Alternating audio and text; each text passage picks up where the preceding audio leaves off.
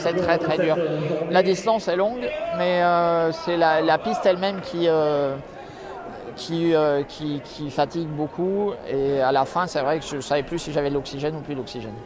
Je vais me battre encore plus parce que le problème, c'est la prévention. J'accepte plus, j'ai du mal à accepter que les gens dont on sait qu'ils vont être victimes, parce qu'ils seront victimes puisqu'on leur a pas dit qu'ils étaient malades, vont l'être de toute façon et on va se battre pour qu'il y ait plus de prévention au niveau national.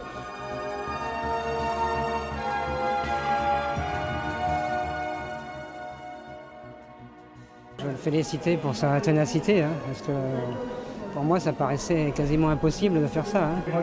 Ce matin on était tous un peu tendus parce qu'il y avait du vent en plus et c'était un gros handicap pour lui. Moi aujourd'hui il m'a épaté.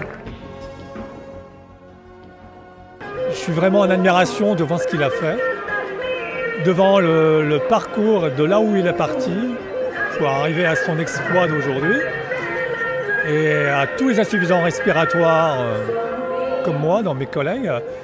C'est une bonne leçon. Si lui, il y était arrivé, moi, je peux le faire également.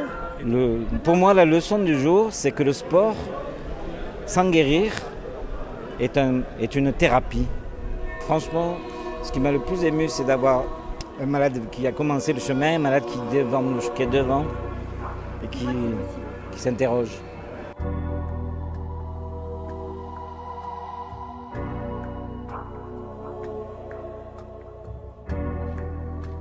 C'est un exploit fabuleux. En fait, il récidive après le col de l'Espigoulier, donne une image extrêmement positive du sport qui permet de lutter contre le handicap, de lutter contre l'emprise de la maladie sur sa vie.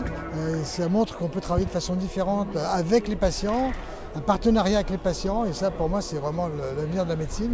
Et on va essayer de travailler dans ce sens-là. L'oxygénothérapie aussi a fait des progrès absolument considérables avec une autonomie maintenant qui est disponible pour les patients.